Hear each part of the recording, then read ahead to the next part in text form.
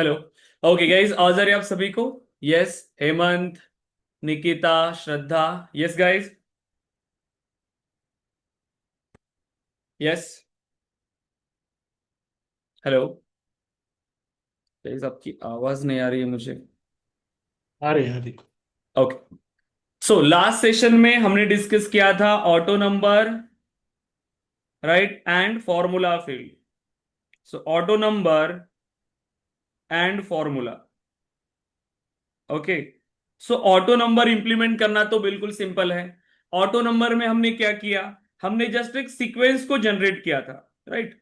But formula formula के अंदर हमें एक्सप्रेशंस प्रोवाइड करने होते हैं, राइट। हमें फॉर्मूला बिल्ड करना होता है हमारी रिक्वायरमेंट के हिसाब से।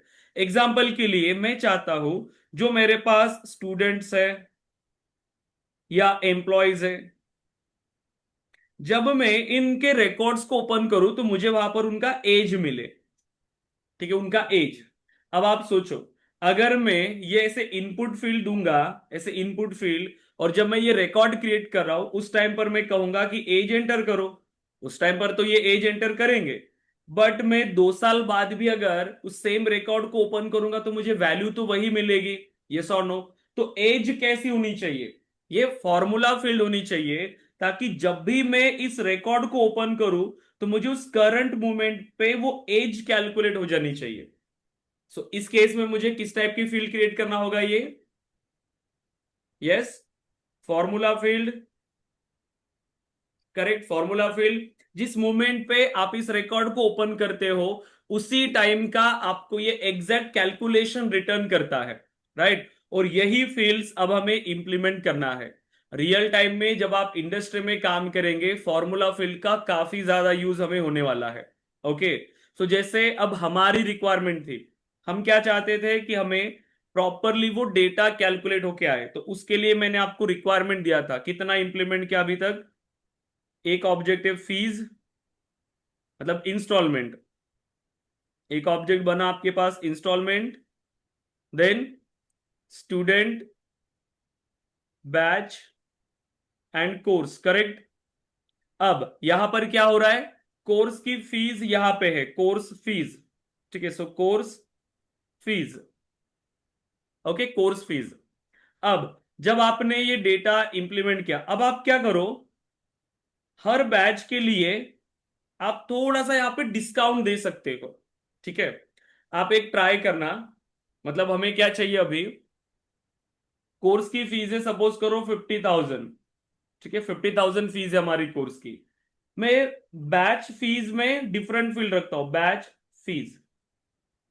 ठीक है, बैच फीस, क्योंकि इससे क्या होगा, इन फ्यूचर अगर आपने कोर्स की फीस को इंक्रीज करने के लिए सोचा, ठीक है, इन केस अगर आपने कोर्स की फीस को इंक्रीज करने के लिए सोचा, तो जो एग्जिस्टिंग स्टूडेंट्स है उन पे कोई अफेक्ट नहीं होना चाहिए।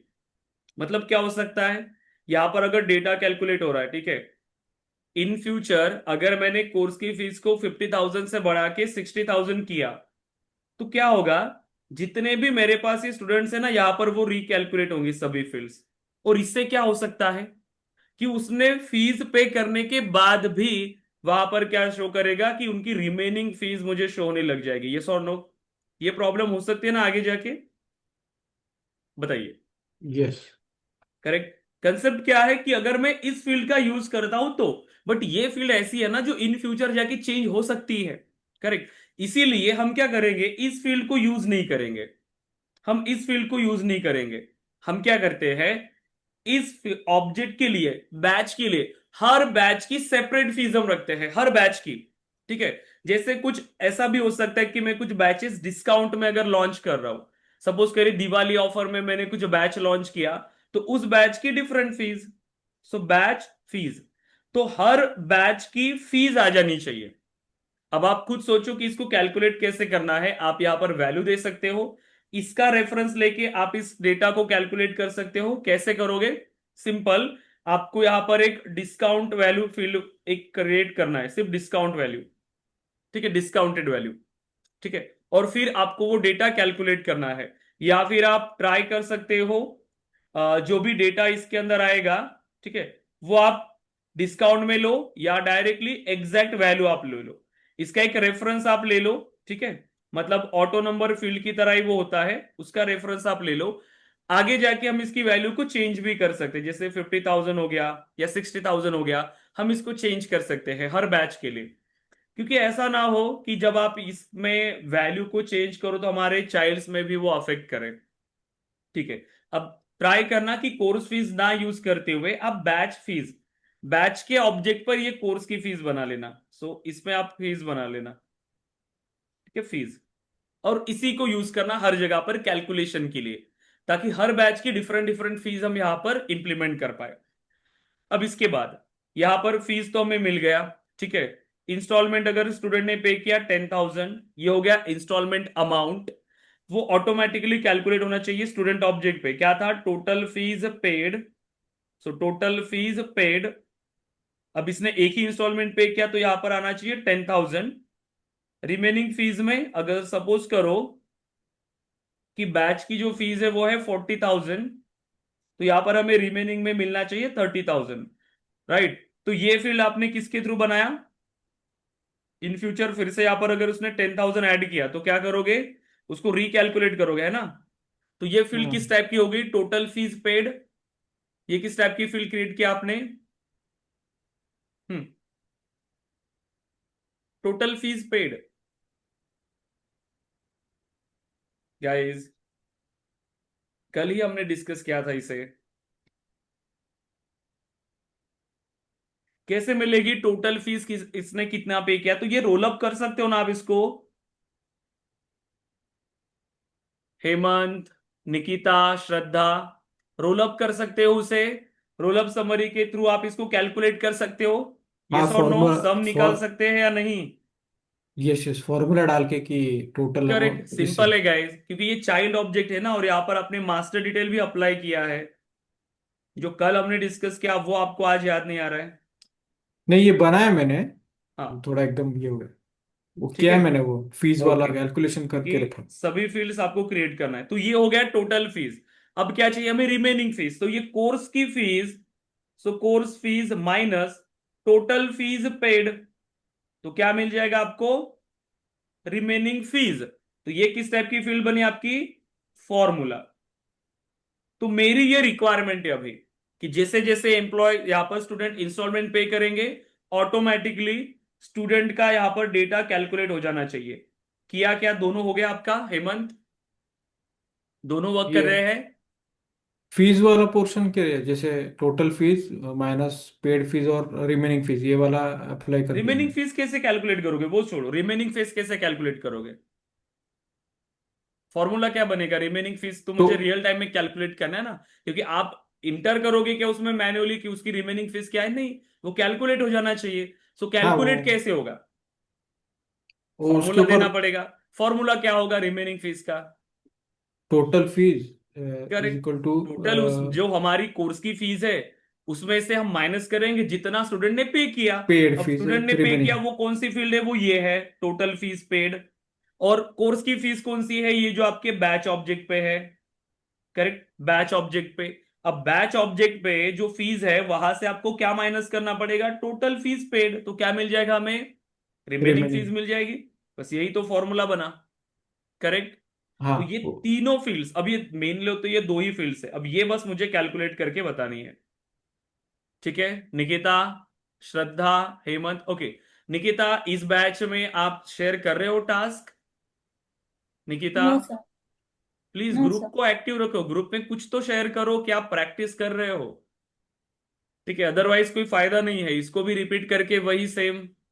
एटलीस्ट अभी जो हम डिस्कस कर रहे हैं डेली टास्क, अब इसको फॉलो करो, ठीक है, जो बैच गई वो गई, लेकिन अभी जो आप इंप्लीमेंट कर रहे हो इसको फॉलो करके सेम जो हम चल रहे हैं उसी वे से आपको भी डेली टास्क शेयर करना है ग्रुप के अंदर।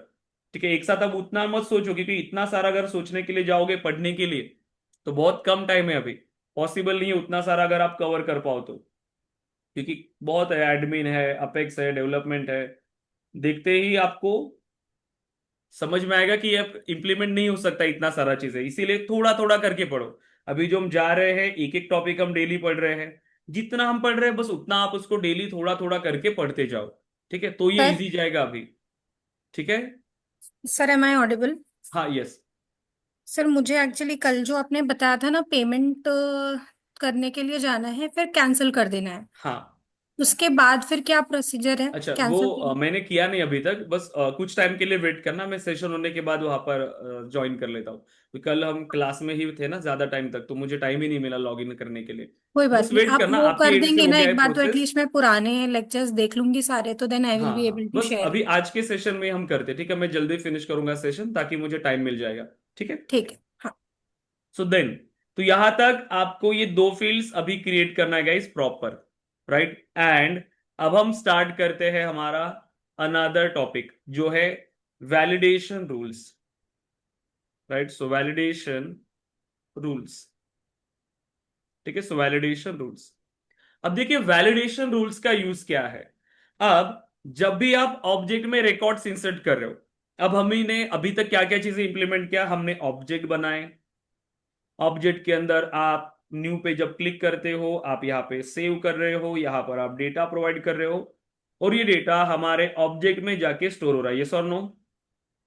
इतना यस। प्रोसेस हो गया डेटा मॉडलिंग के अंदर हमारा, यस। डेटा सेटअप कर लिया, डेटा आ रहा है डेटाबेस में, सेव हो रहा है, उसको एडिट कर पा रहे हो, डिलीट कर पा रहे हो, जो चाहे अब आप यहां पर कर पा रहे हो, क्लियर है। बट जो डेटा हमारे पास आ रहा है, उस डेटा को वैलिडेट करना भी उतना ही जरूरी है। डेटा को वैलिडेट करना है। अब डेटा को वैलिडेट क्यों करना है, सपोज करो कोई यूजर अगर आपके पास रिकॉर्ड क्रिएट कर रहा है, जैसे अभी हमने रिकॉर्ड क्रिएट किया स्टूडेंट्स, ठीक है। एंड मैं एक न्यू स्टूडेंट का रिकॉर्ड क्रिएट करने के लिए जा रहा हूं। यहां पर मैंने फर्स्ट नेम प्रोवाइड किया राजेश, ठीक है। सो मैंने प्रोवाइड किया राजेश, राइट। लास्ट नेम में मैंने कुछ भी वैल्यू नहीं दिया, फोन नंबर मैंडेटरी है, तो उसने क्या किया, चालाकी से ऐसा डेटा प्रोवाइड कर दिया। अब बताओ, 4 डिजिट्स का कोई फोन नंबर होता है? नहीं। ईमेल में भी उसने कोई वैल्यू दे दिया, ऐसे कोई भी डेटा, डेट ऑफ बर्थ में उसने दे दिया, ऐसे जो फ्यूचर की डेट है जो अभी तक आई भी नहीं, ऐसी डेट उसने दे दिया डेट ऑफ बर्थ में। बैच, वहां से तो हमें बैच सिलेक्ट कर लिया एंड सेव। और ये भी रिकॉर्ड हमारा सिस्टम में एंटर हो रहा है। अब मुझे बताओ, क्या ये रिकॉर्ड हमारे किसी काम का है? क्या इस रिकॉर्ड में जो डेटा एंटर हुआ है, क्या वो वैलिड है? बताइए। नो। हमारे सिस्टम में इनकरेक्ट डेटा भी इंसर्ट हो रहा है, राइट। ऐसा डेटा जो हमारे किसी काम का भी नहीं हो सकता। तो ऐसे डेटा को हमें डेटाबेस के अंदर एंटर नहीं होने देना है। सो हम चाहते हैं कि हम डेटाबेस में डेटा को इंसर्ट होने से पहले उसे वैलिडेट करें, हम उसको वेरीफाई करें कि क्या ये डेटा हमारे ऑर्गेनाइजेशन स्टैंडर्ड से मैच होता है या नहीं, क्योंकि हर ऑर्गेनाइजेशन के स्टैंडर्ड्स होते हैं। जैसे मैं चाहता हूं कि मेरे पास अगर कोई स्टूडेंट का रिकॉर्ड आ रहा है, तो मुझे उसका फर्स्ट नेम चाहिए, उसका लास्ट नेम चाहिए, फोन नंबर चाहिए, ईमेल चाहिए। बाकी कोई डिटेल हो ना हो, बट मुझे ये डिटेल्स तो चाहिए ही। तो ये हमारे ऑर्गेनाइजेशन स्टैंडर्ड्स है। तो ऐसे हर किसी के ऑर्गेनाइजेशन स्टैंडर्ड्स हो सकते हैं। तो आप अपने स्टैंडर्ड के हिसाब से वो रूल सेट करते हो, ठीक है। वो हमें रूल प्रोवाइड करने होते हैं, और उन्हीं रूल्स को हम कहते हैं वैलिडेशन रूल्स, क्योंकि हम डेटा को वैलिडेट करना चाहते हैं।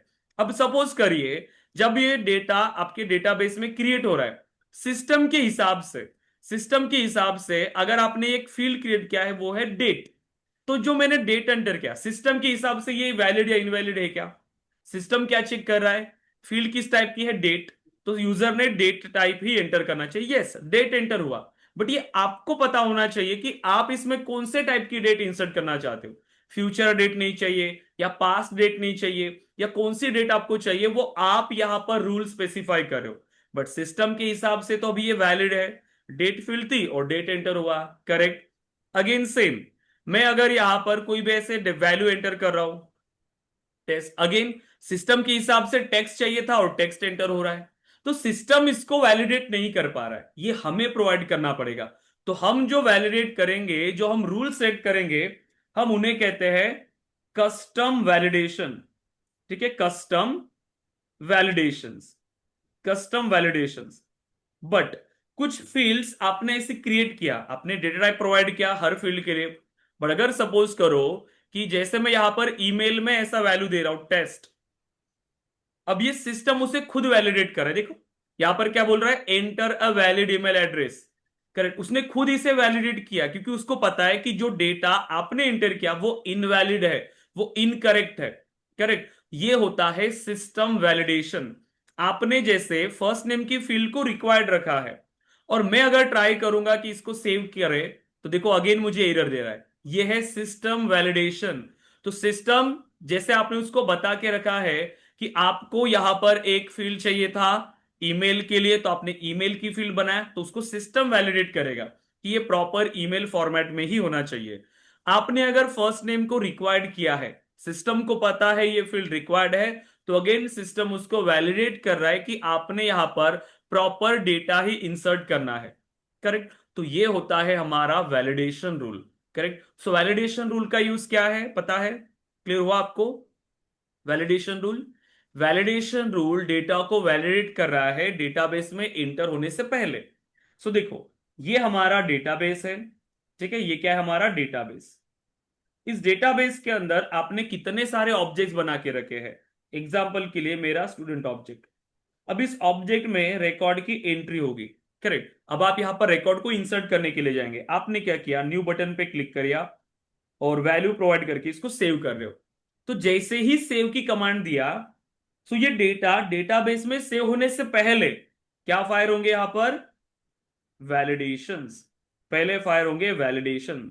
सो वैलिडेशन का काम है उस डेटा को वैलिडेट करना। अगर सही है रिकॉर्ड, सभी वैलिडेशन रूल्स को फॉलो हो रहे हैं, तब ये डेटा डेटाबेस में सेव होगा। बट अगर नहीं, अगर ये वैलिडेशन रूल को फॉलो नहीं कर रहे हैं, तो यहां पर हमें मिलेंगे एरर्स। ये हमारे रिकॉर्ड्स को रोकेगा, ये डेटाबेस में नहीं जाने देगा जब तक आप उस रिकॉर्ड को ठीक नहीं करते। और हर बार जैसे आप सेव बटन पे क्लिक कर रहे हो, आपका वैलिडेशन रूल फायर होता है। ओके। अब वैलिडेशन रूल जब आप रिकॉर्ड को क्रिएट करते हो, क्रिएट मतलब इंसर्ट, एंड जब आप रिकॉर्ड को अपडेट करते हो, इन दोनों केस में आपका वैलिडेशन फायर होता है। सिर्फ इंसर्ट एंड अपडेट। अगर मैं ये कहूं कि मैं रिकॉर्ड को डिलीट कर रहा हूं, और मैं चाहता हूं कि जो मैं रिकॉर्ड को डिलीट कर रहा हूं उसका एक स्पेसिफिक क्राइटेरिया है, जैसे कि एक्टिव स्टूडेंट्स, मैं उनको डिलीट नहीं करना चाहता, बट फिर भी ये काम आपका वैलिडेशन रूल से नहीं होगा, क्योंकि वैलिडेशन रूल सिर्फ इंसर्ट ऑपरेशन के लिए फायर होते हैं या अपडेट ऑपरेशन के लिए ही फायर होते हैं। इंसर्ट और अपडेट। क्लियर है? ये चीज ध्यान में रखो। इंटरव्यूज में जानबूझकर आपको ऐसा पूछा जाता है कि मेरी एक रिक्वायरमेंट है, रिकॉर्ड डिलीट हो रहे हैं, और मैं उसको एरर देना चाहता हूं कि आप इन एक्टिव रिकॉर्ड्स को डिलीट नहीं कर सकते। तो क्या ये वैलिडेशन रूल के थ्रू पॉसिबल है? एंड आप स्टूडेंट्स यहां पर कंफ्यूज होते, वो कहते हैं यस कि हम एरर मैसेज दे सकते हैं वैलिडेशन रूल के थ्रू। बट एरर मैसेज दे सकते हो, लेकिन कब? सिर्फ इंसर्ट और अपडेट के लिए। डिलीट के लिए ये सपोर्ट हो रहा है क्या? नहीं। डिलीट के लिए ये वर्क नहीं करता। क्लियर है यहां तक अभी आप? Yes. Yes. Hemant, Nikita, Shraddha, yes. Yes. Okay. ये सिंपल एक इस तरीके से वर्क करता है वैलिडेशन रूल। जैसे अभी आप कॉलेज में हो या फिर आप ऑफिस में हो, जब आप एंटर होने के लिए जा रहे हो कॉलेज में, तो बिल्कुल आपके गेट में जैसे गेट कीपर होते हैं, जैसे वहां पर गार्ड्स होते हैं, उन गार्ड्स का काम क्या है? उन गार्ड्स का काम क्या है? कुछ प्रोटोकॉल्स दिए हैं वहां पर, कुछ रूल्स है, कुछ ऑर्गेनाइजेशन के भी कुछ रूल्स है। अगर आप कॉलेज में हो तो उसके स्टैंडर्ड है। क्या स्टैंडर्ड है? कि हर किसी के पास कॉलेज का आईडी कार्ड होना चाहिए या कॉलेज यूनिफॉर्म होना चाहिए। अगर नहीं है तो वो उसे एंटर नहीं होने देगा। सिंपल उसको बस एक रूल बता दिया। क्या रूल बताया? कि आईडी कार्ड चेक करो और कॉलेज यूनिफॉर्म चेक करो, बाकी कुछ कंडीशन नहीं। अब बस वो उतना ही चेक करेगा, आईडी कार्ड है क्या, अगर है तो अंदर जाओ, अगर नहीं है तो यहीं से बाहर। सिंपल वही काम है हमारे वैलिडेशन का। हम जितना उसको बताएंगे वो उतना ही काम करेगा। हमने उसको बताया कब एरर देना है, हम सिर्फ उसको इतना बताते हैं कि रोकना किसे है। ठीक है, हम उसको सिर्फ ये बताते हैं कि रोकना किसे है। ठीक है। अब जैसे ही आपने फॉर्मूला लिखा, अब ये फॉर्मूला कब लिखते हैं? ये फॉर्मूला का काम है, अगर इस फॉर्मूला ने ट्रू रिटर्न किया तो हमें आएगा एरर। हम वैलिडेशन रूल के अंदर फॉर्मूला बनाते हैं, ठीक है, एक एक्सप्रेशन बनाते हैं, और इस एक्सप्रेशन ने अगर आपको ट्रू रिटर्न किया तो हमें एरर आते हैं। ठीक है, क्या आएंगे? एरर। बट कब आएंगे ये एरर? जब ये एक्सप्रेशन ट्रू रिटर्न कर रहा है, और हम जो एक्सप्रेशन यहां पर लिख रहे हैं, मतलब ये किसके लिए लिख रहे हैं? एरर के लिए ही लिख रहे हैं। कब हम्म। सेव करना है ये नहीं बता रहे। हम उसको कब सेव करना है ये नहीं बता रहे। जैसे हम यहां पर गार्ड्स को क्या बताएंगे? हर ये चीज बताते रहेंगे क्या कि इसको आने दो, इसको मत आने दो? हर बार ऐसे नहीं बताएंगे। बस एक चीज बता दिया कि आईडी कार्ड नहीं है तो उसको एंटर नहीं आने देना, बस एक चीज उसको बता दिया। वैसे ही यहां पर भी, तो जब आप फॉर्मूलाज बनाते हो तो एक चीज ध्यान में रखना माइंड में, कि आपको कौन से रिकॉर्ड के लिए एरर देना है, कौन से रिकॉर्ड को आपको रोकना है, सिर्फ उसी के लिए आप यहां पर एक्सप्रेशन बना रहे हो। आप इसके लिए एक्सप्रेशन नहीं बना रहे हो कि कौन से रिकॉर्ड को आपको एंटर होने देना है। जिस रिकॉर्ड्स को रोकना है सिर्फ उसी के लिए आप ये एक्सप्रेशन बना रहे हो, क्योंकि इसी एक्सप्रेशन ने जब ट्रू रिटर्न किया तब जाके आपको एरर आने वाले हैं। बट अगर इस एक्सप्रेशन ने फॉल्स रिटर्न किया, इस एक्सप्रेशन ने फॉल्स रिटर्न किया, तो आपका रिकॉर्ड हो जाएगा same without any errors. So error कब आएंगे? एरर कब आएंगे आपके वैलिडेशन रूल के अंदर? बताइए, एरर कब आते हैं? जब कंडीशन ट्रू मैच नहीं रिटर्न हो रही करता ना। है, जब कंडीशन ट्रू रिटर्न करेगा तब एरर आएंगे। कंडीशन ने फॉल्स रिटर्न किया तो रिकॉर्ड सेव होते हैं। तो सिंपल यहां पर रूल है, नहीं, जब भी यहाँ पे आप मेरा एक रिकॉर्ड क्वेश्चन को है। इंसर्ट करते हैं। हेलो। हाँ, यस। क्वेश्चन ये है कि अभी यहाँ पे हम लोग क्या करेंगे, एक स्टैंडर्ड फॉर्मूला बना के रखेंगे कि भाई जैसे ओके, ईमेल मुझे का है तो आपकी आवाज नहीं आ रही, मुझे स्पीकर कनेक्ट करने दीजिए। ये जो नॉर्मल स्पीकर है ना लैपटॉप का, इसमें कुछ भी आवाज नहीं आता। हाँ, बोलिए अभी। फॉर एग्जांपल एक फॉर्मेट है ईमेल का, हाँ, वहाँ पे मैंने वो ये बता दिया कि भाई इस फॉर्मेट में ईमेल आना चाहिए, ऐसे ही करना है ना। हाँ। हाँ ओके, ठीक है, वही ओके। पूछना। अच्छा, तो हर फील्ड के लिए आप ऐसे स्पेसिफाई कर सकते हो, हर फील्ड के लिए जितने भी आपकी फील्ड से सभी।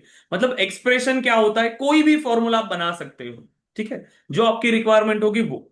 सो वैलिडेशन रूल का काम क्लियर हुआ। जब भी आप रिकॉर्ड को इंसर्ट या अपडेट कर रहे हैं, अब ये वैलिडेशन रूल किसी ऑब्जेक्ट पे बनेगा, ठीक है। सो आप जिस ऑब्जेक्ट पे वैलिडेशन रूल बनाया, ठीक है, जैसे ही आपने वैलिडेशन रूल बनाया, अब उस ऑब्जेक्ट पे जब रिकॉर्ड इंसर्ट या अपडेट होते हैं, क्या फायर होगा? वैलिडेशन रूल फायर होगा, करेक्ट। वैलिडेशन रूल के अंदर क्या मिलेंगे हमें? एक्सप्रेशंस। करेक्ट। एक्सप्रेशन बोल सकते हो, कंडीशन बोल सकते हो, या फॉर्मूला, ठीक है, जो भी आपने वहां पर लिखा सेम ही है सब, ठीक है। अगर ये एक्सप्रेशन दो वैल्यूज रिटर्न करना चाहिए, जब भी आप लिखोगे बस ध्यान रखना कि वो सिर्फ दो ही वैल्यू रिटर्न करे। कौन सी दो वैल्यूज? True true false. और फॉल्स, करेक्ट। ट्रू रिटर्न कर सकता है या false, only two false. Values. So जब कंडीशन ने ट्रू रिटर्न किया क्या होगा? तो अगर होगा तो कंडीशन ने, एरर आएगा। करेक्ट, कंडीशन ने अगर ट्रू रिटर्न किया सो एरर आएंगे। कंडीशन ने फॉल्स रिटर्न किया तो सेव हो जाएगा। रिकॉर्ड सेव हो जाएंगे without any errors, correct, simple. So ये बस उसका एक फ्लो चार्ट है कि किस तरीके से वैलिडेशन रूल्स वर्क करते हैं। सो वैलिडेशन रूल्स आपके डेटाबेस में रिकॉर्ड सेव होने से पहले फायर होते हैं, ठीक है। मतलब एक एक लेयर की तरह है ये, डेटाबेस और रिकॉर्ड्स के इंसर्ट होने के बीच में। जैसे ही रिकॉर्ड इंसर्ट होने के लिए जाएंगे, पहले वैलिडेशन को फायर होता है। वैलिडेशन में वो रिकॉर्ड चेक होंगे, अगर वो मैच हो रहे हैं ऑर्गेनाइजेशन स्टैंडर्ड से, प्रॉपर है तो सेव होंगे, अगर नहीं तो आपके रिकॉर्ड्स में आएंगे एरर। अब मुझे बताओ, मैंने एम्प्लॉय ऑब्जेक्ट बनाया, ठीक है, एम्प्लॉय ऑब्जेक्ट मैंने बनाया। मेरी बस एक सिंपल रिक्वायरमेंट है कि एम्प्लॉय ऑब्जेक्ट पे जब मैं रिकॉर्ड क्रिएट कर रहा हूं तो मैं उसको सैलरी दे रहा हूं, ठीक है, मैं उसको सैलरी दे रहा हूं। मेरे ऑर्गेनाइजेशन स्टैंडर्ड्स ये है कि मैं किसी भी एम्प्लॉय को 50,000 से ज्यादा सैलरी नहीं देता, 50,000 से ज्यादा सैलरी नहीं देता। मतलब मेरी रिक्वायरमेंट ये है कि अगर कोई एम्प्लॉय में क्रिएट कर रहा हूं और उसको मैंने 50,000 से ज्यादा सैलरी दिया, अगर मैं रिकॉर्ड क्रिएट कर रहा हूं और वहां पर सैलरी डाला 50,000, तो वो रिकॉर्ड क्रिएट नहीं होना चाहिए, उसमें एरर आना चाहिए। और अगर कोई ऐसे डेटा है जिसकी सैलरी फिर कुछ भी हो सकती है, अब मैंने क्या बताया, सिर्फ कब एरर देना है। अब मैं हर बार ये बताऊंगा कि 10,000 के लिए एंटर करो, 20,000 के लिए एंटर करो, 30,000 के लिए एंटर करो, नहीं। उसके लिए मल्टीपल पॉसिबिलिटीज है। एरर कब देना है वो एक सिंपल है, करेक्ट। इसीलिए हम जब फॉर्मूला बनाते हैं एरर के लिए बनाते हैं। सो अब मुझे बताओ फॉर्मूला क्या बनाओगे? मैंने रिक्वायरमेंट बता दिया, अब आप बताओ फॉर्मूला क्या बनेगा इसका। मिनिमम 50,000 चाहिए ना सैलरी। हाँ, तो अगर salary, if the salary is lesser than 50,000 then error should show. मेरी रिक्वायरमेंट क्या है, मैं किसी भी एम्प्लॉय को 50,000 से ज्यादा सैलरी नहीं देना अच्छा, चाहता। ज्यादा नहीं देते तो then greater than. Correct, simple क्या लिखेंगे, सैलरी ग्रेटर देन 50,000। देखो, जब ये कंडीशन ट्रू रिटर्न करेगा, जब ये कंडीशन ट्रू रिटर्न करेगा, तब मुझे एरर आएगा। करेक्ट, और मैं यही चाहता था हाँ। कि अगर किसी को सैलरी मैंने 50,000 से ज्यादा दिया तो उसके लिए एरर आए। अब मैं ये बताता रहूंगा कि 10,000 को इंसर्ट करो, 20,000 के इंसर्ट करो, नहीं, सिर्फ जिस कंडीशन के लिए मुझे एरर देना था बस। तो फॉर्मूला में ये चीज ध्यान में रखो कि हम फॉर्मूला किसके लिए बना रहे हैं, एरर के लिए बना रहे हैं। क्लियर है, फॉर्मूला यस। एरर के लिए बनता है, कब सेव कर रहे हैं उसके लिए नहीं बनता। ओके, मुझे बताओ, मेरी रिक्वायरमेंट है कि मैं चाहता हूं कि मेरे पास जब रिकॉर्ड क्रिएट हो रहा है तो मेरे एक ऑर्गेनाइजेशन स्टैंडर्ड से मैं किसी भी एम्प्लॉय को 20,000 से कम सैलरी नहीं देना चाहता। 20,000 से कम नहीं होनी चाहिए, 20,000 से वो ज्यादा कितनी भी हो सकती है चलेगा, बट 20,000 वाले कम सैलरी अगर मैं इंसर्ट करने के लिए जाऊंगा तो मुझे एरर आना चाहिए। बताइए, सैलरी, लेसर निकिता। देन आएगा ना अभी। Correct, simply salary less than 20,000। अगर ये कंडीशन मैच होती है तो क्या आएगा, एरर। जैसे ट्रू रिटर्न किया तो एरर आएगा। सिंपल है या नहीं गाइस, प्लीज थोड़ा सा लॉजिक लगाओ। श्रद्धा, निकिता, हेमंत, क्लियर है। अब यस। देखिए, अब ऐसे ही हमें फॉर्मूला बनाने पड़ते हैं, एक्सप्रेशन बनाने पड़ते हैं। सिंपल, अब जैसे मैंने यहां पर इंप्लीमेंट किया, मैं आपको इसको रन करके भी बता देता हूं। सो एम्प्लॉय ऑब्जेक्ट पे हमें चाहिए, सो एम्प्लॉय अभी के लिए, ठीक है। अब जब मैं एक रिकॉर्ड क्रिएट कर रहा हूं, क्या अभी कोई वैलिडेशन है मेरे पास, क्या अभी मेरे पास कोई वैलिडेशन है, नहीं, कोई मैंने वैलिडेशन नहीं किया। एक करेंसी फील्ड मैंने क्रिएट किया है, कौन सी, सैलरी। अभी कोई डेटा वैलिडेट नहीं हो रहा है, तो मैं जो वैल्यू चाहे मैं वो वहां पर एंटर कर सकता हूं। मैं अगर 0 दे रहा हूं तो भी मेरा रिकॉर्ड क्रिएट होगा। मैं अगर वहां पर 50,000 दे रहा हूं तो भी वो रिकॉर्ड क्रिएट होगा। 5 lakhs भी दे रहा हूं तो भी वो रिकॉर्ड क्रिएट हो रहा है, क्योंकि आपने अभी तक डेटा को वैलिडेट नहीं किया। फील्ड करेंसी टाइप की है तो मैं कोई भी करेंसी वहां पर अभी एंटर कर पा रहा हूं, बट मेरे अभी ऑर्गेनाइजेशन स्टैंडर्ड से वो मुझे यहां पर अप्लाई करने हैं। सो अब मैं यहां पर 50,000 भी दे रहा हूं तो भी इंसर्ट होगा, 0 दे रहा हूं तो भी इंसर्ट होगा, 1 लाख दे रहा हूं तो भी इंसर्ट होगा। राइट, अब मुझे चाहिए यहां पर वैलिडेशंस। सो सिंपल, जिस ऑब्जेक्ट के लिए आप देना चाहते हो उस ऑब्जेक्ट के लिए जाओगे, again object manager.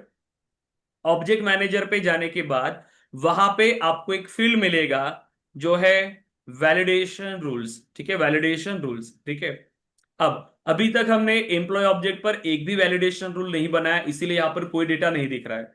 So new, and अब देखिए, अब सिंपल क्या क्या चीजें अब हमें इसके लिए प्रोवाइड करना होता है।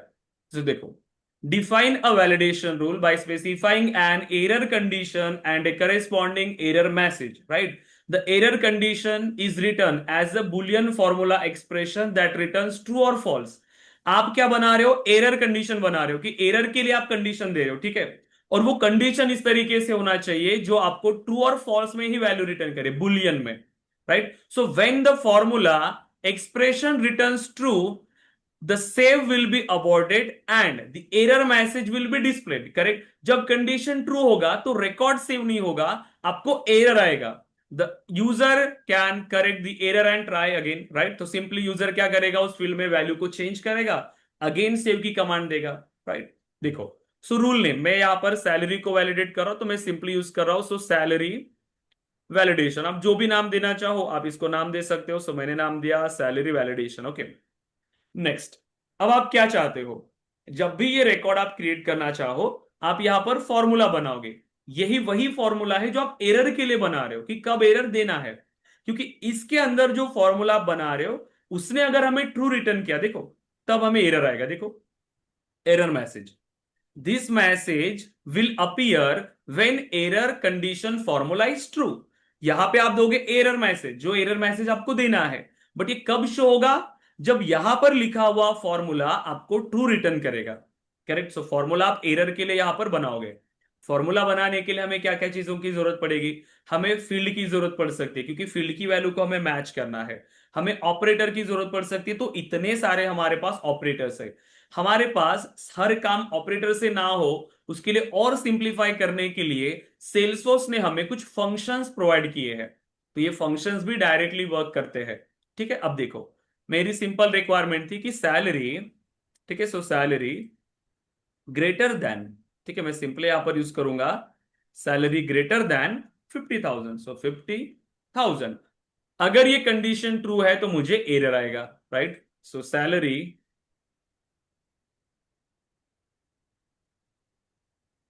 तो can not be greater than, जो भी एरर मैसेज आपको चाहिए आप बस ऐसे ही ऐड करो, 50,000, जो भी आप एरर मैसेज चाहते हो बस ऐसे ही आपको ऐड करना है। अब यहां पर एरर मैसेज देने के लिए आपके पास दो ऑप्शन है। पहला है टॉप ऑफ पेज, दूसरा है फील्ड। जब आप फॉर्मूला के अंदर सिंगल फील्ड पे कोई लॉजिक परफॉर्म करो, सिंगल फील्ड पे, अभी जब रिकॉर्ड सेव नहीं होगा इस पर्टिकुलर एरर की वजह से, ये एरर किससे रिलेटेड है, सिर्फ सैलरी की फील्ड से। तो ऐसे एरर्स जो किसी पर्टिकुलर फील्ड के लिए है, तो ऐसे एरर्स आप डायरेक्टली उसी फील्ड के लिए दो, ताकि यूजर को ढूंढना ना पड़े कि किस वजह से एरर आया है। ठीक है, सो सैलरी।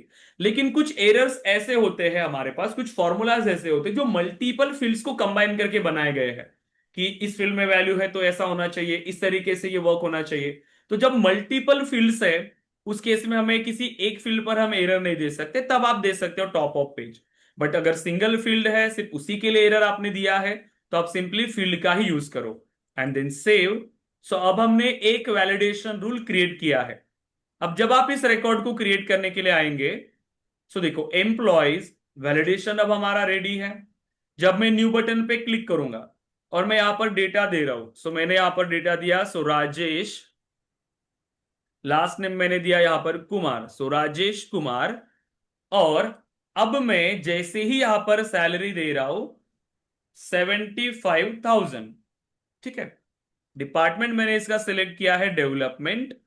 अब क्या लगता है जब मैं इसको सेव करूंगा क्या होगा, क्या होगा, अब मैं इसको सेव करता हूं तो एरर आना चाहिए। एरर आएगा, करेक्ट। जैसे मैंने सेव बटन पे क्लिक किया वैलिडेशन रूल को कॉल जाएगा, yes validation rule. Yes. Validation rule के अंदर जो हमने कंडीशन डिफाइन किया है वो एग्जीक्यूट होगा। कंडीशन में हमने लिखा है सैलरी ग्रेटर देन 50,000। यस, अब हमने सैलरी कितना दिया, 75,000। सो सैलरी की जगह पे क्या आया, 75,000 greater than 50,000। Yes, condition is true. जैसे ही कंडीशन ने ट्रू रिटर्न किया हमें क्या आएगा, एरर।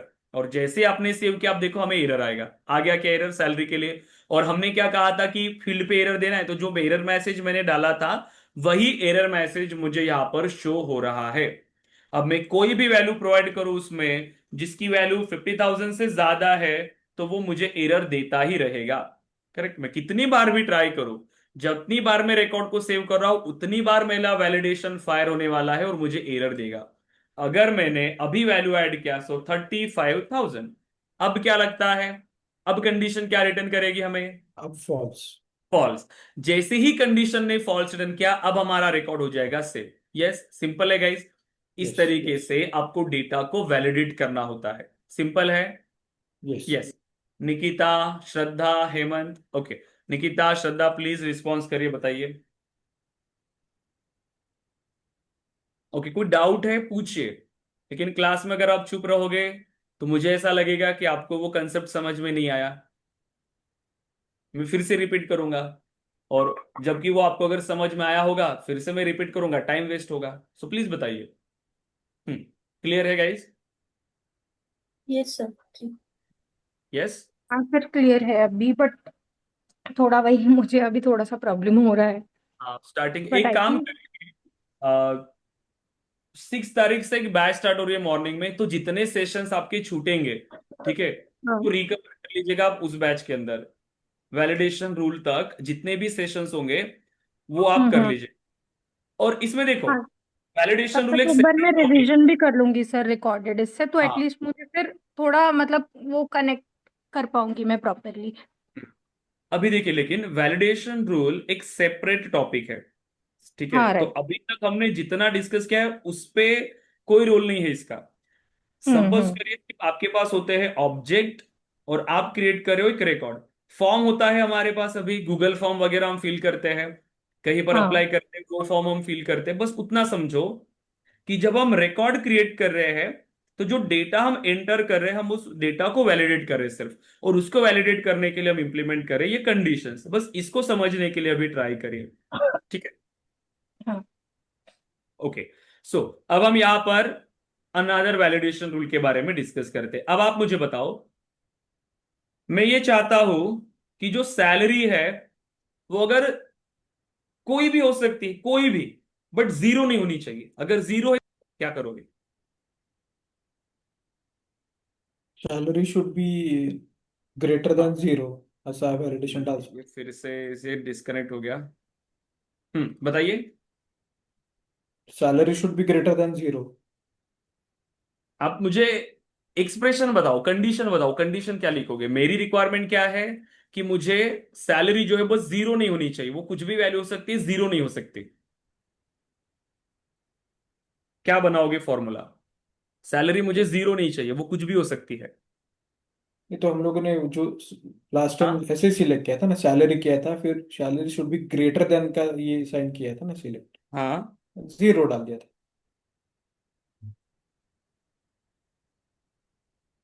हेलो। बताइए। सैलरी ग्रेटर देन वाला एक्सप्रेशन चूज सैलरी करेंगे और लेस जीरो ना, देन, ऐसे करेंगे ग्रेटर ना। देन। लेस देन से मुझे एरर कब चाहिए? कंडीशन, जब कंडीशन टू है।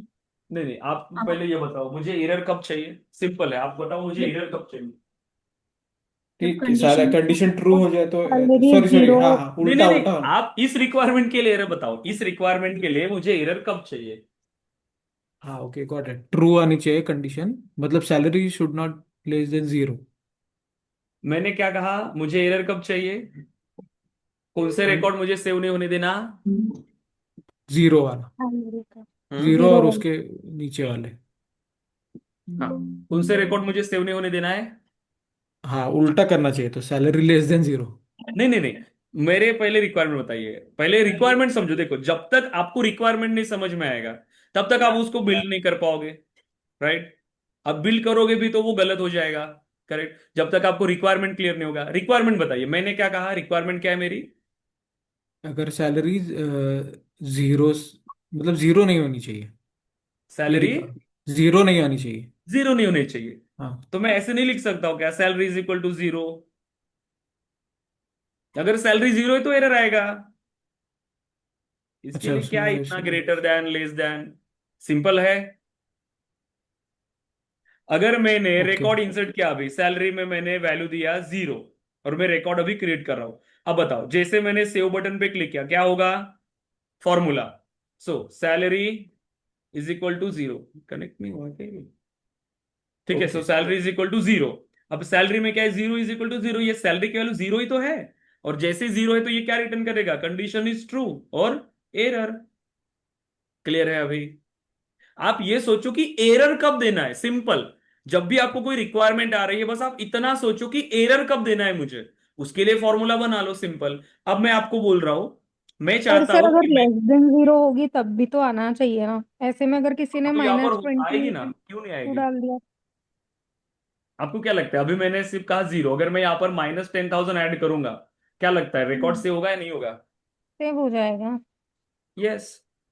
मैं वही तो कह रहा था, मुझे सिर्फ जीरो नहीं चाहिए, वैल्यू कुछ भी हो सकती है वो, अच्छा। वैल्यू कुछ भी हो सकती है। मैंने कहा कि मुझे जीरो नहीं चाहिए। क्लियर है ओके। अभी?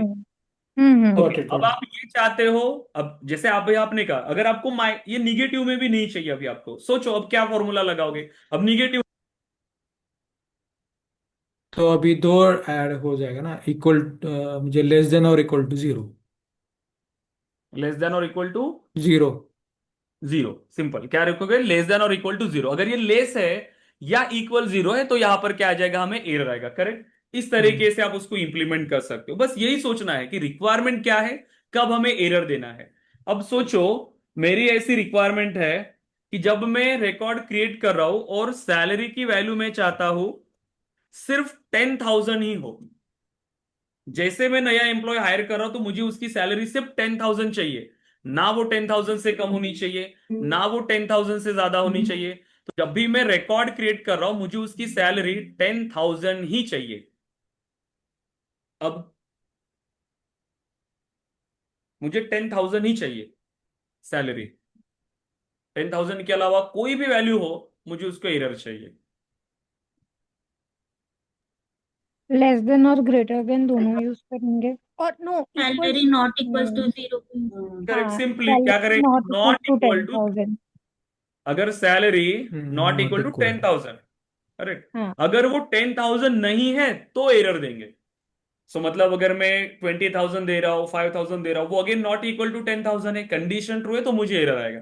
तो ऐसे आपको ये कंडीशंस लिखने, ये नॉट इक्वल टू ऐसे लिखते हैं यहां पर, ठीक है, वैलिडेशन के अंदर ये साइन होता है नॉट इक्वल टू का। मतलब इतना क्लियर हुआ हमें कि जब भी हम वैलिडेशन रूल बनाते हैं हमें इन ऑपरेटर्स की बहुत ज्यादा नीड पड़ेगी।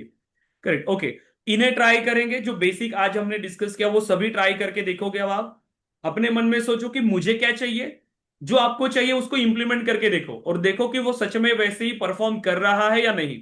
पहले ट्राई करो कि मुझे 50,000 सैलरी नहीं चाहिए, मुझे 10,000 सैलरी नहीं चाहिए। और जब आप इसको बना रहे हो, ये इंपॉर्टेंट है, जब आप इसको बना रहे हो तो इनपुट देना पॉजिटिव एंड निगेटिव, दोनों इनपुट से आपको रिकॉर्ड्स को टेस्ट करना है।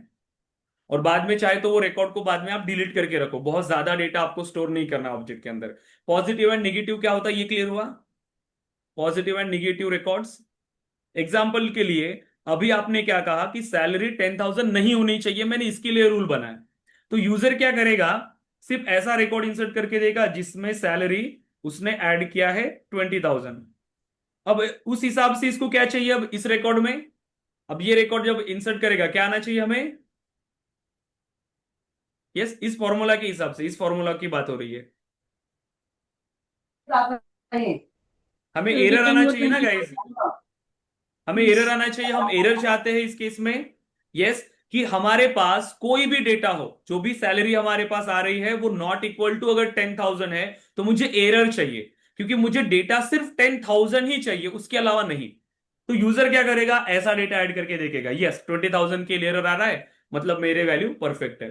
बट अगर सपोज करो कि मैंने 10,000 अगर वैल्यू डाला और फिर भी वो अगर एरर दे रहा है, अब ये गलत हुआ या नहीं, अब ये गलत हुआ, हाँ। करेक्ट। इसीलिए मल्टीपल इनपुट आपको देने होते हैं, मल्टीपल इनपुट्स। जब भी आप काम कर रहे हो सॉफ्टवेयर इंडस्ट्री के अंदर, आपको मल्टीपल इनपुट्स देके उसको वेरीफाई करना है कि जो आपने इंप्लीमेंट किया वो सही से काम कर रहा है या नहीं। उसी को हम कहते हैं positive and negative test cases, दोनों रन करके आपको देखना है, ठीक है, तब जाके आपको क्लियर होगा। ओके, तो ये सभी ट्राई करो, अपने मन से पहले कंडीशन लो कि आप क्या चाहते हो, फिर उसको इंप्लीमेंट करके देखो और सही से देखो कि वो काम कर रहा है या नहीं। और एक रिक्वायरमेंट मैं अभी आपके लिए दे रहा हूं, सपोज करिए मेरी रिक्वायरमेंट है कि जब मैं रिकॉर्ड इंसर्ट कर रहा हूं एम्प्लॉय का, उसकी सैलरी 20,000 से कम नहीं होनी चाहिए और 50,000 से ज्यादा नहीं होनी चाहिए। अब मेरी ये रिक्वायरमेंट है, 20,000 से लेकर 50,000 के बीच ही मुझे सैलरी चाहिए, ना 20,000 से कम, ना 50,000 से ज्यादा। एक वैलिडेशन रूल है, सिंगल वैलिडेशन रूल के अंदर मुझे इसको बनाना है। क्या लगता है कैसे बनेगा, हम्म, सोचिए। अब यहां पर क्लियर हो रहा है कि आपको कि दो कंडीशन चेक करना पड़ेगा, हाँ 20,000 के साथ भी मैच करना है, 50,000 के साथ भी मैच करना है, तो लेस भी नहीं होना चाहिए, ग्रेटर भी नहीं होना चाहिए। क्लियर हो रहा नॉट है, लेस, हाँ नॉट लेस देन 20 भी डालना है और नॉट ग्रेटर देन 50 भी डालना है। करेक्ट। सो आपके पास क्या हो रही है, मल्टीपल कंडीशंस।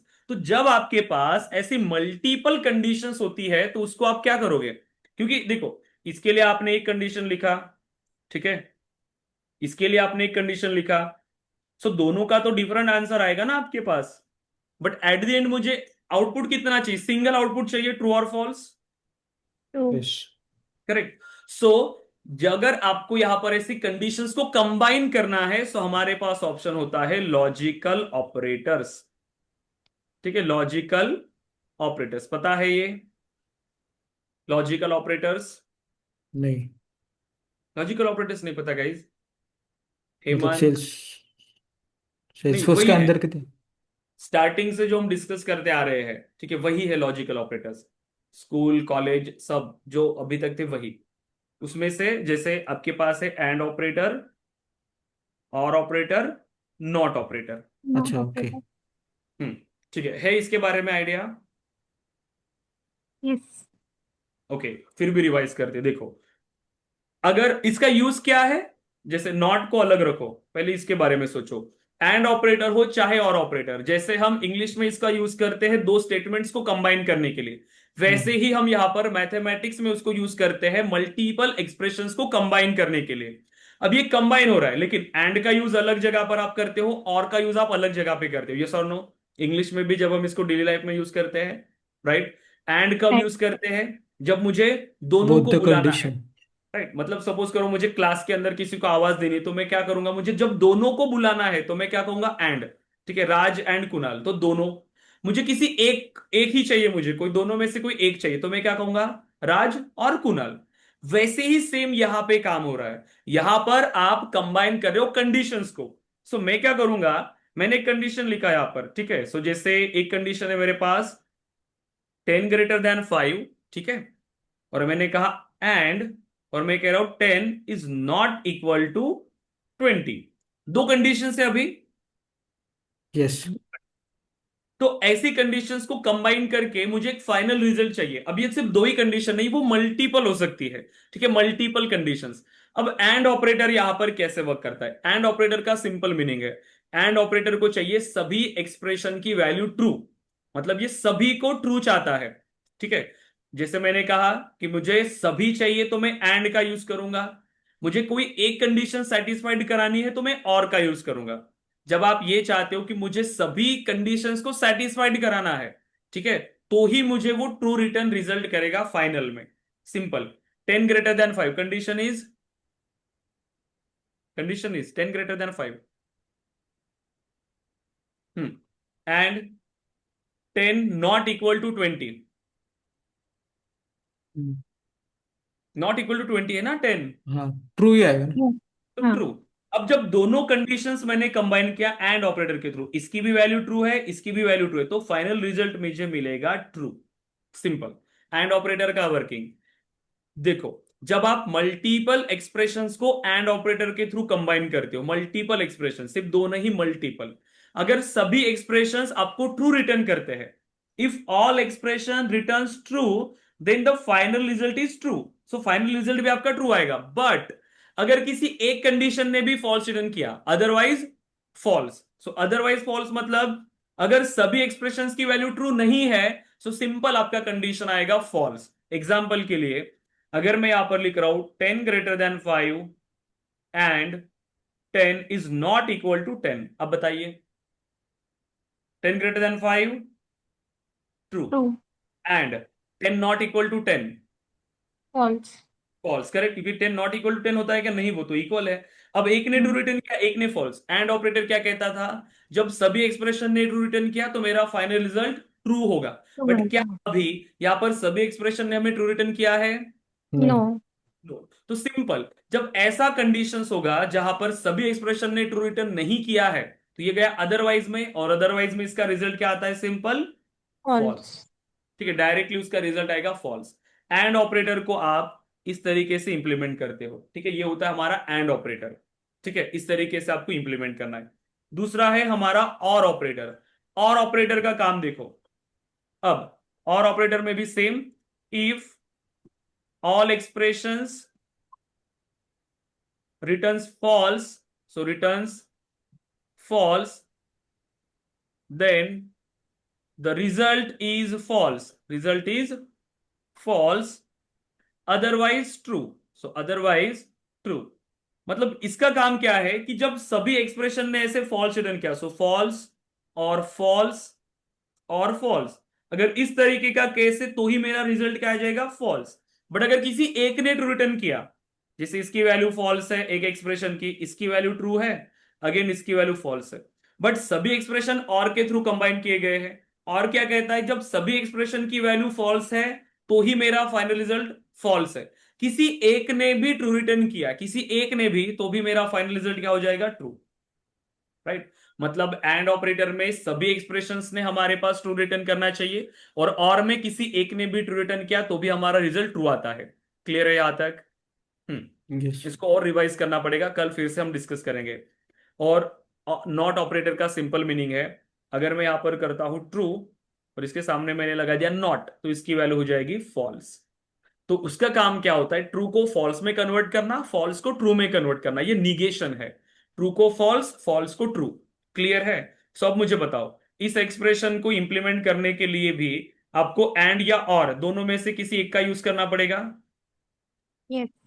यस और नो? अब आप सोचो, एंड यूज करना है या और यूज करना है, आपकी रिक्वायरमेंट पे डिपेंड करेगा, ठीक है? हर बार ऐसा नहीं है कि एक्सप्रेशंस को कंबाइन करने के लिए एंड या और यूज होता है तो आप कोई भी यूज कर सकते हो, नहीं, क्योंकि रिजल्ट अलग आ रहा है ना दोनों का रिजल्ट अलग आ रहा है। यस और no? Yes.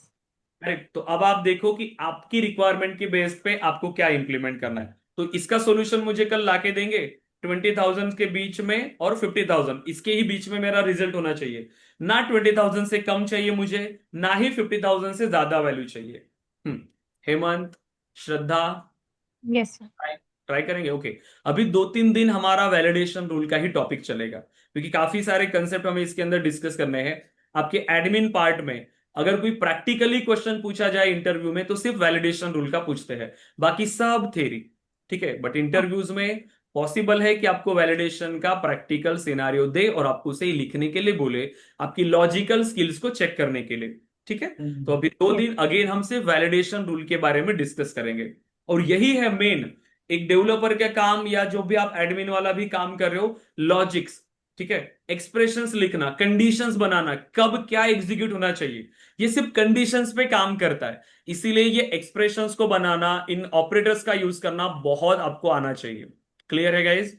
Yes? Yes sir. Hemant, Shraddha, correct. Otherwise क्या हो रहा है कि हमारा पेमेंट फेल हो रहा है और फिर भी हमें वो मैसेजेस आने लग रहे हैं, ठीक है, किसी एप्लीकेशन से कि your seat is confirm, delivery के मैसेज आ रहे हैं, सभी मैसेजेस आ रहे हैं। नहीं, एक प्रोसेस के थ्रू चलता है कि ये हुआ तब ये एग्जीक्यूशन होना चाहिए, ये कंडीशन मैच हुई तब ये एग्जीक्यूशन होना चाहिए।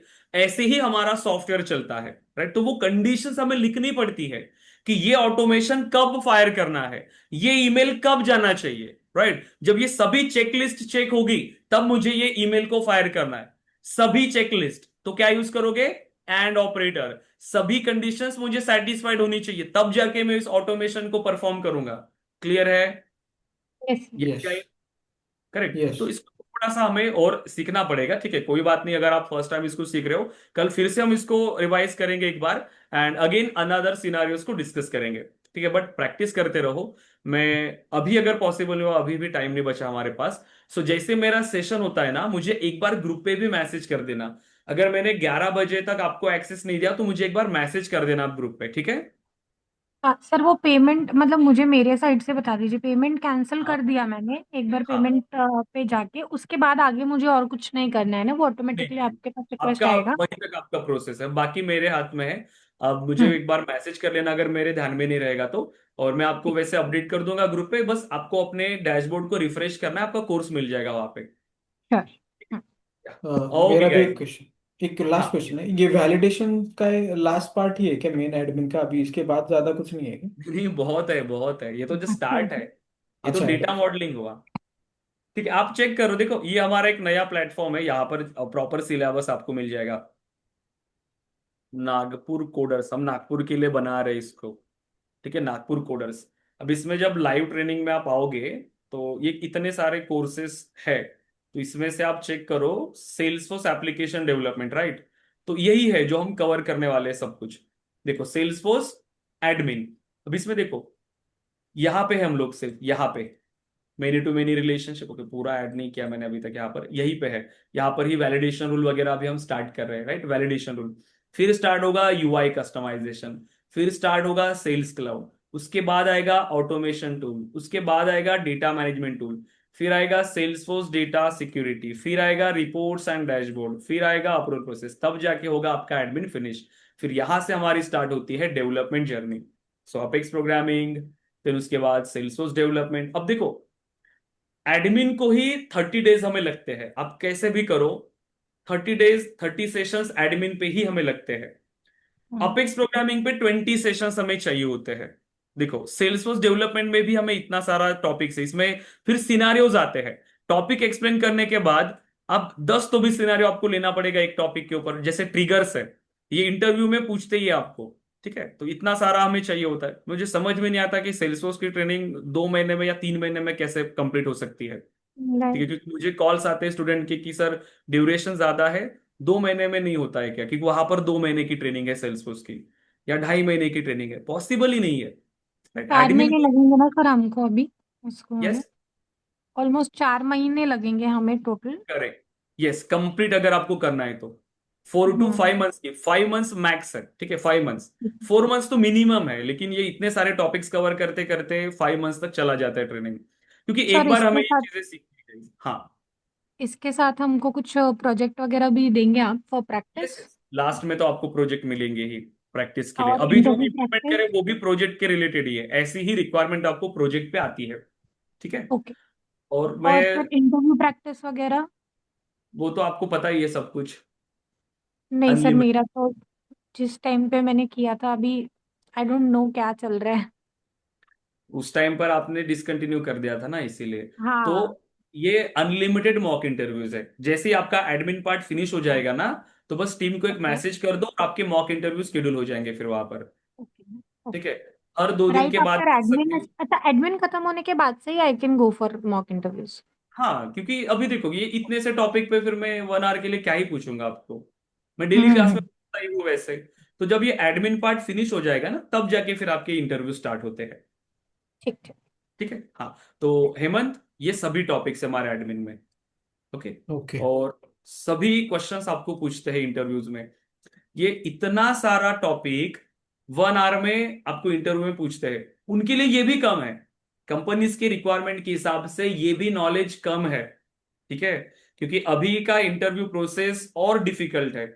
एलडब्ल्यूसी से क्वेश्चन पूछेंगे, औरा कंपोनेंट से पूछेंगे, देन इंटीग्रेशन से क्वेश्चन पूछेंगे, डेवलपमेंट से तो बहुत ज्यादा, एडमिन और डेवलपमेंट सबसे ज्यादा क्वेश्चन आपको पूछते हैं, राइट। फिर भी वो ट्राई करते हैं कि जो नए टूल्स आए हैं वो उसके बारे में आपको आइडिया है क्या, ऐसे। लेकिन इतना तो भी आपके फंडामेंटल्स क्लियर होने चाहिए, क्योंकि मेरे स्टूडेंट्स, मुझे पता है, एक बार उनको जितना इन्होंने सीखा, एक बार जब वो इंडस्ट्री में काम करने जाते हैं तो उनको कोई प्रॉब्लम नहीं जाती।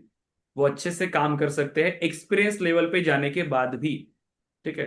तो ये है कि एक्सपीरियंस लेवल पे जाते हैं स्टूडेंट्स, क्योंकि अगर फ्रेशर लेवल पे नहीं मिल रही है अपॉर्चुनिटी और आपके अंदर वो स्किल्स है, तो मेरा सीधा मानना है, ठीक है, दिखाओ। वो स्किल्स अपने आप में है आपके पास, तो वो दिखाओ, एक्सपीरियंस लेटर लेके जा सकते हो, जाओ, ठीक है। और मिलता है, ऐसे इंडस्ट्री में होता है ये सारी चीजें, तो जाते हैं। बट पहली प्रायोरिटी तो फ्रेशर लेवल पे ही है। बट नहीं मिल रही है हमें अपॉर्चुनिटी, तो ही वो ऑप्शन है। लेकिन स्टूडेंट्स अच्छा करते हैं इंडस्ट्री में जाने के बाद भी, एक्सपीरियंस लेवल का काम, क्योंकि वो सारी चीजें हमने यहाँ पर कवर किया होता है। और इसीलिए हम हर एक टॉपिक को अच्छे से समझ के इंप्लीमेंट कर रहे हैं। बस यही है कि मैं चाहे कितना भी एक्सप्लेन करूं क्लास के अंदर, जब तक आप प्रैक्टिस नहीं कर रहे हो, कोई यूज नहीं है उस चीज का। क्योंकि मेरे बैच में होते हैं स्टूडेंट्स, क्योंकि क्लास अटेंड करते हैं और क्लास फिनिश होने के बाद भी वो सेम लेवल पे रहते हैं। अब मैं उनका कोई हेल्प नहीं कर सकता हूं जब तक आपका प्रिपरेशन नहीं होता है। मैं तो यही ट्राई करूंगा, जितना पॉसिबल हो सकता है मुझसे, जितने में नए टॉपिक कवर कर सकूं मैं ट्राई करता हूं, जितने ज्यादा सिनेरियो ले सकूं। बट वही है कि जब तक स्टूडेंट नहीं करता, तब तक कोई फायदा नहीं है उस चीज का। ओके, तो इतना सारा है, अभी तक जस्ट हमने स्टार्ट किया है। तो ये पूरा 1 महीना हमारा चलेगा, ठीक है। ये पूरा अप्रैल हमारा लगेगा इसको कवर करने में, ठीक है हेमंत। यस। आपको क्यों ऐसा लगा कि इतने में ही हमारा एडमिन पार्ट है? नहीं नहीं, कि मुझे वो समझा नहीं एक्चुअली। मैंने यूट्यूब वगैरह से देखता था ना, तो थोड़ा थोड़ा पूरा क्या है कि इसमें वो नहीं यूट्यूब में समझ देखो, आया। यूट्यूब सिर्फ एक मार्केटिंग का प्लेटफॉर्म है ट्रेनिंग के लिए। जो भी यूट्यूब पे अपलोड कर रहे हैं वो सीक्वेंस वाइज कभी अपलोड नहीं करते जानबूझ के। वो सीक्वेंस नहीं देते, क्योंकि जब यूट्यूब से ही अगर आपको वो पढ़ाने लग जाए तो फिर वो कैसे करेंगे, वो पैसे कैसे बनाएंगे। तो ये चीज है, यूट्यूब पे वो सिर्फ सेशन डालते हैं ताकि बस आप देखो कि क्या क्या चीजें हैं, और वो इजी इजी जानबूझ के बताएंगे। जब आप डेमो लेक्चर्स भी अटेंड करते हैं ना, वो इजी चीजें पहले बताते हैं, ताकि आपको ऐसा लगे कि नहीं बहुत इजी है। और ट्रेनिंग भी फिर उसी लेवल का होता है। मैं तो यही बोलता हूँ स्टूडेंट को, जो आपको बोल रहा है ना कि सेल्सफोर्स इजी है, तो आपको पढ़ाएगा भी वैसे कि आपको पूरा इजी लगेगा, वो लास्ट मोमेंट तक इजी लगेगा। फिर हार्ड वहां लगेगा जब आप इंडस्ट्री में जाओगे, तब समझ में आएगा। इसीलिए यही से हमें वो सारी चीजें बिल्ड होके जाना है इंडस्ट्री के अंदर, ठीक है। क्योंकि मुझे अच्छा लगता है जब मेरे स्टूडेंट इंडस्ट्री में अच्छा परफॉर्म करते हैं। बट अगर वही स्टूडेंट वहां पर काम नहीं कर पा रहा है, तो वो हमारी रिस्पॉन्सिबिलिटी है कि वो कहीं ना कहीं अच्छे से बिल्ड नहीं हुआ है यहाँ पर। इसीलिए हम ट्राई करते हैं कि ज्यादा से ज्यादा टॉपिक हम यहाँ पर कवर करें, ठीक है। सो प्रैक्टिस करो अच्छे से। कोई भी क्वेश्चन है तो पूछो क्लास के अंदर, ठीक है। मैं और एक आप चीज मुझे ना बताऊंगा। कभी यस, वही थोड़ा सा बीए ओरिएंटेड भी आप बता देना कि क्या करना चाहिए यही हमारे है, को। यही है, कुछ नया नहीं है उसके अंदर। आप सर्च करो कि उसमें क्या रूल्स एंड रिस्पॉन्सिबिलिटीज होंगी। बस उसके हिसाब से फिर वहां पर आपको काम करना पड़ता है, लेकिन नॉलेज तो आपको यही चाहिए। अब हम्म। नया क्या होगा उसके अंदर, आपका काम होता है क्लाइंट से रिक्वायरमेंट लेना, डेवलपर्स को बताना, डॉक्यूमेंटेशन रिलेटेड आपका ज्यादा काम होता है। बट कोई भी जो भी प्रोजेक्ट पे काम कर रहा है, ऐसा पर्सन कभी काम नहीं कर सकता प्रोजेक्ट पे जिसको उसके बारे में कोई आइडिया नहीं है, उस टेक्नोलॉजी के बारे में। हम्म। लास्ट बैच में हमारे पास एक मैनेजर थे जिनको सेल्सफोर्स का प्रोजेक्ट मिला।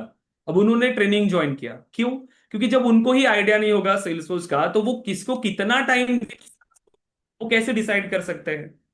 क्लियर हो हम्म। रहा है? इसीलिए उन्होंने ट्रेनिंग ज्वाइन किया। अब उसको ये नहीं था कि उनको काम करना है, उनको डेवलप करना है, नहीं। बस उसको एक आइडिया चाहिए था कि क्या क्या चीजें होती है, और उसने पूरा ट्रेनिंग लिया, स्टार्टिंग से लेकर एंडिंग तक पूरा ट्रेनिंग उन्होंने कंप्लीट किया। तो ये चीजें हैं। सो जो नॉलेज है वो हमारे, ऐसा नहीं है कि वेस्ट जाएगा। जितना आप यहां पर दे रहे हो, इससे ज्यादा ही नॉलेज आपको आगे जाके इंडस्ट्री में काम आने वाला है। ठीक है? हाँ हेमंत। ओके। या ओके गाइस, कल मिलते हैं। सो आज के लिए इतना इंप्लीमेंट करे गाइस, और इंप्लीमेंट करके ग्रुप पे टास्क शेयर करिए, ठीक है? Yes. Okay guys, and thank you.